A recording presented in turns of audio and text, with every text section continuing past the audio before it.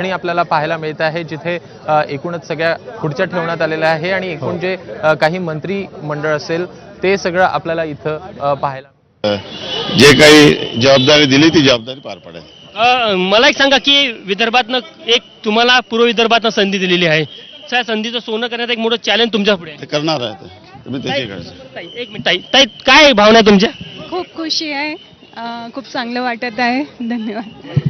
आपण बघू शकतो की आशिष जयस्वाल आहे, शिंदे गटाचे ते नेते आहे आणि ते देखील शपथ घेणार आहे। एकंदरीत जर का आपण बघितलं तर आजचा हा शपथविधीचा सोहळा आपण बघू शकतो की मोठ्या संख्येने राज्यभरातनं वेगवेगळ्या जिल्ह्यातनं हे कार्यकर्ते इथे आलेले आहे। ज्या ज्या जिल्ह्यामध्ये मंत्री शपथ घेणार आहेत त्या त्या जिल्ह्यामध्ये त्या कार्यकर्त्यांमध्ये एक वेगळा उत्साह पाहायला मिळत आहे। आपण बघू शकतो की नारायण राणे हे आलेले आहे, नारायण राणे सहकुटुंब इथं दाखल झालेले आहे। नितेश राणे शपथ घेत आहेत, नारायण राणे देखील बघू शकतो की सहकुटुंब इथं दाखल झालेले आहे। नितेश राणे यांची आई आहे, त्यांची मुलं आहे। आपण नारायण राणे यांना विचारूयात। निश्चितच एक आनंदाचं आणि एक वेगळं उत्साहाचं वातावरण आहे। ज्या प्रकारे कार्यकर्त्यांचा एक जोश पाहायला मिळतो त्याच प्रकारे कुटुंबीय देखील मोठ्या संख्येने या शपथविधी सोहळ्यासाठी सहभागी होताना आपल्याला पाहायला मिळत आहे। सहकुटुंब नारायण राणे देखील इथे दाखल झालेले आहे। कोकाटे सर आपण त्यांना विचारूया। सर एक मिनिट, आपण बघू शकतो की कोकाटे आहे, त्यांचं वेळेवर नाव आलेलं आहे। ते देखील कारण की आतमध्ये जाण्यासाठी कोकाटे साहेबांना अडवलं जात आहे। कदाचित एक पोलीस प्रशासनासमोर एक प्रश्न राहतो, काही चेहरे त्यांना परिचित नसतात। मात्र आपल्याला पाहिजे गुलाब पाटील आहे, गुलाब पाटील भाऊ आओ भाऊ, शेवटी काय भावना आहे बघा? थोडीशी धावपळ होत आहे कारण की काही नेते अगदी वेळेवर इथे दाखल झालेले आहे। गुलाब पाटील असेल किंवा कोकाटे असेल ते देखील आपल्याला इथे पाहायला मिळत आहे। पोलीस प्रशासनासोबत थोडीफार हुज्जतबाजी होताना दिसत आहे कारण की अत्यंत ऐतिहासिक असा हा क्षण आहे। मात्र कार्यकर्त्यांचाही उत्साह तितकाच आहे। निलेश राणे ऐतिहासिक क्षण आहे, काही बोलणार? आपण बघू शकतो की राणे कुटुंबातला एक दुसरे सदस्य आणि आमदार ते देखील आलेले आहे, निलेश राणे। एक वेगळा उत्साह आपल्याला इथे राजभवन परिसरामध्ये पाहायला मिळत आहे। आणि जर का तुम्ही बघितलं तर कार्यकर्त्यांमध्ये विशेष करून जास्त उत्साह आहे। आपण चंद्रशेखर बावनकुळे यांच्यासोबत जेव्हा बोललो होतो तेव्हा त्यांनी असं म्हटलं होतं की आपण प्रादेशिक समतोल राखत आहे आणि कुठेतरी नवीन चेहऱ्यांना देखील संधी देत आहे। कारण की एक दुसऱ्या पिढीचे जे नेते आहे ते आता कुठेतरी तयार करण्याची वेळ आलेली आहे। त्यामुळे ते चेहरे बघूनच कुठेतरी त्या लोकांना देखील नवीन चेहऱ्यांना संधी दिली गेली। आपण बघू शकतो गुलाबराव पाटील असेल ते देखील गेलेले आहे। नारायण राणे सहकुटुंब आतमध्ये त्यांनी प्रवेश केला। थोड्या आधी पंकजा मुंडे गेल्या होत्या, त्यानंतर मुख्यमंत्री देवेंद्र फडणवीस देखील आतमध्ये गेलेले आहेत। एक वेगळा उत्साह आपल्याला इथे पाहायला मिळत आहे। निश्चित आजचा हा जो शपथविधी सोहळा आहे तो ऐतिहासिक आहे कारण की खरं तर हा स्पष्ट बहुमत मिळाल्यानंतर देखील काही दिवस लांबला होता।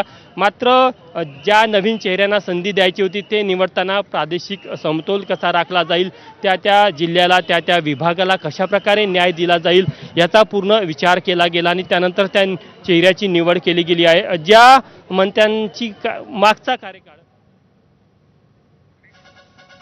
आणि या क्षणाची मोठी बातमी येते आहे, शिवसेनेच्या मंत्र्यांना सुद्धा केवळ 2.5 वर्षांसाठी मंत्रिपद दिलं जाणार आहे आणि या सगळ्या प्रक्रियेमध्ये 2.5 वर्षांनंतर त्यांना मंत्रिपद सोडावं लागणार आहे आणि त्याच्या प्रकारची शपथपत्र देखील त्यांच्याकडून घेऊन मग त्यांना मंत्रिपदाची संधी दिली जाते। मंत्र्यांच्या सह्या घेतल्या जात आहेत शपथपत्रावर आणि 2.5 वर्षांनंतर ही मंत्रिपद रिक्त करावं लागेल। प्रत्येकाला 2.5 वर्षांसाठी संधी मिळेल आणि त्यानंतर खांदेपालट होईल असा फॉर्म्युला उपमुख्यमंत्री अजित पवार यांनी काही तासांपूर्वीच जाहीर केलेला होता। त्याचप्रमाणे आता शिवसेनेत देखील हाच फॉर्म्युला समोर येतोय। अधिक माहिती घेऊया, आमचे प्रतिनिधी अक्षय भाटकर सध्या आपल्या सोबत आहेत। अक्षय, 2.5 वर्षांचा हा फॉर्म्युला सरसकट महायुतीमध्ये आता इम्प्लिमेंट होताना दिसतोय आणि त्या दृष्टीने शपथपत्रांवर सह्या देखील घेतल्या जात आहेत। खूप मोठी बातमी आहे। मगाशी अजितदादा यांनी देखील त्यांच्या भाषणामध्ये हे म्हटलेलं होतं की आम्ही आमच्या मंत्र्यांना 2.5 वर्षांसाठी नेमणूक करत आहोत आणि 2.5 वर्षांचाच फॉर्म्युला हा शिवसेनेने देखील आता अंगीकृत केलेला आहे।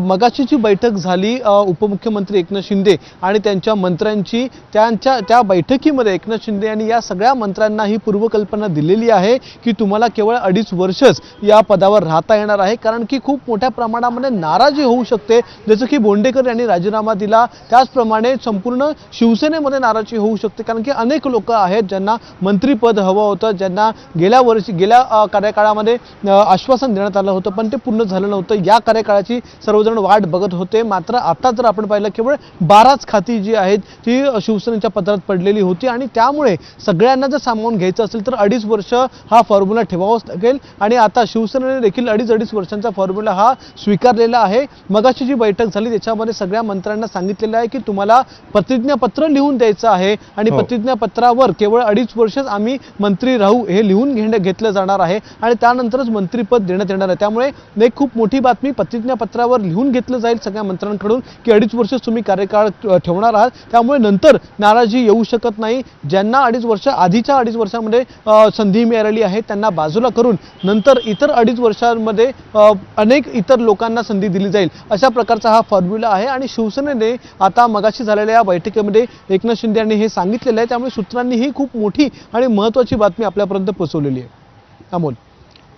निश्चितपणे अक्षय, मोठी बातमी आहे आणि या क्षणाची ही महत्त्वाची दृश्य सध्या आपण पाहतो आहोत. उपमुख्यमंत्री एकनाथ शिंदे आता राजभवन परिसरामध्ये दाखल झालेले आहेत. काही वेळातच शपथविधीला सुरुवात होते आहे आणि या ठिकाणी दाखल होण्यापूर्वीच आत्ता जी महत्त्वाची बातमी आपण पाहत होतो, सर्व मंत्र्यांकडून 2.5 वर्षच तुम्हाला मंत्रिपद मिळेल अशी शपथपत्र लिहून घेण्यात आली आहे. उशीर झाला प्लीज. जर का या संपूर्ण शपथविधी सोहळ्याची विशेषता जर का बघायची झाली तर अजून तरी विरोधी पक्षातले कोणी प्रमुख चेहरे आपल्याला पाहायला मिळत नाही. म्हणजे नाना पटोले असेल, विजय वडेट्टीवार असेल किंवा शिंदे गटा म्हणजे उद्धव ठाकरे गटाचे नेते असेल किंवा शरद पवार गटाचे नेते असेल, अजून तरी ते इथे आलेले नसल्याचं पाहायला मिळत आहे. आज विरोधकांनी ईव्हीएमच्या विरोधात नागपूरमध्ये एक मोठी रॅली देखील ठेवलेली होती.